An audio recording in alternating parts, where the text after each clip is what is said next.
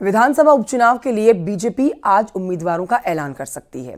UP विधानसभा उपचुनाव के लिए प्रदेश बीजेपी की ओर से सभी 9 सीटों पर 3-3 नामों का पैनल भेजा गया था, जिस पर पार्टी के राष्ट्रीय नेतृत्व ने फैसला ले लिया है। आज बीजेपी अपने प्रत्याशियों की सूची जारी कर सकती है। उपचुनाव वाली 9 में 8 सीटें बीजेपी की हैं, जबकि 1 सीट सहयोगी दल को देने का ऐलान किया गया है। आरएलडी के खाते में गई है 1 सीट। आरएलडी भी अपने प्रत्याशी के नाम की घोषणा कर सकती है।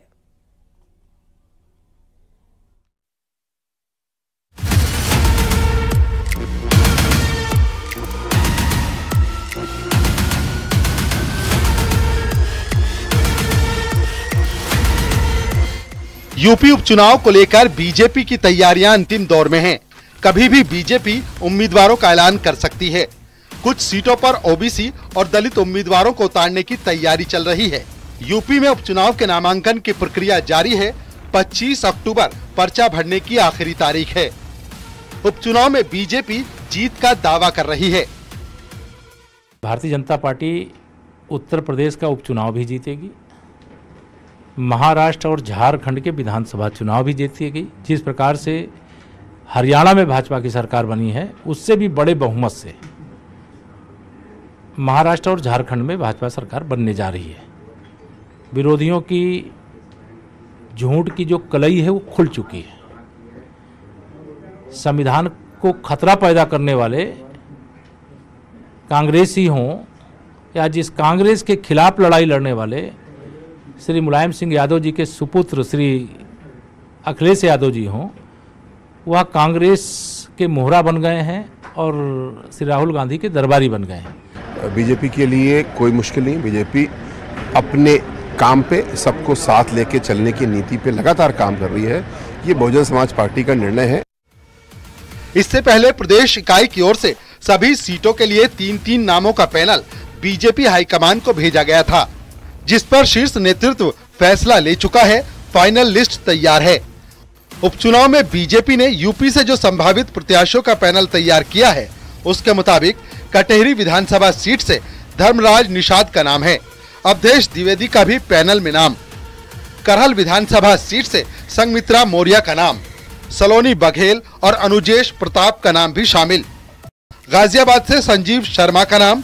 बीजेपी की रणनीति है कि इस सीट पर ब्राह्मण प्रत्याशी उतारा जाए। सीसामऊ से सुरेश अवस्थी का नाम है। नीतू सिंह और नीरज चतुर्वेदी का नाम भी पैनल में रखा गया है।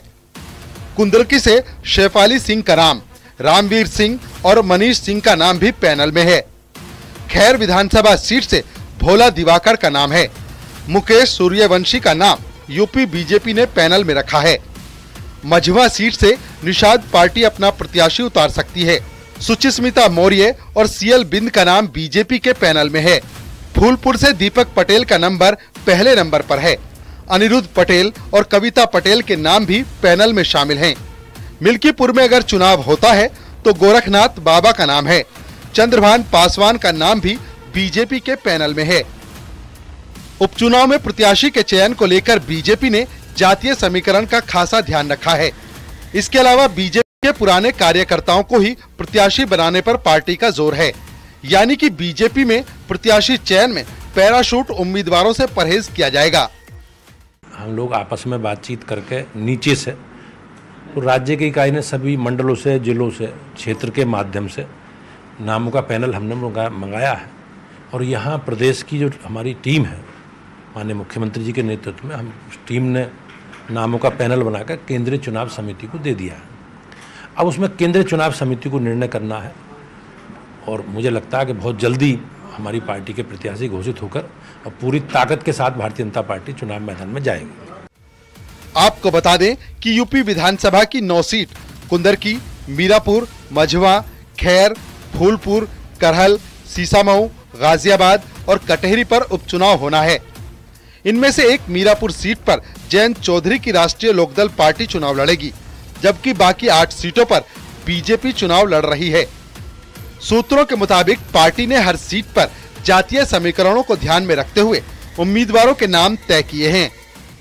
जहां समाजवादी पार्टी के पास 5 सीटें उपचुनाव में पिछले दौरान रही और भारतीय जनता पार्टी के पास में 4 सीटें, उसमें से 1 सीट आरएलडी के पास में, यानी कि 5 सीट भारतीय जनता पार्टी और आरएलडी के खाते में रही। तो ऐसे में भारतीय जनता पार्टी ने प्रत्याशियों के चयन की प्रक्रिया पूरी कर ली है। जल्द ही केंद्रीय नेतृत्व इन प्रत्याशियों के नामों का ऐलान करेगा। कैमरामैन गोपी गिरी के साथ संकेत मिश्रा, न्यूज़ 18 लखनऊ।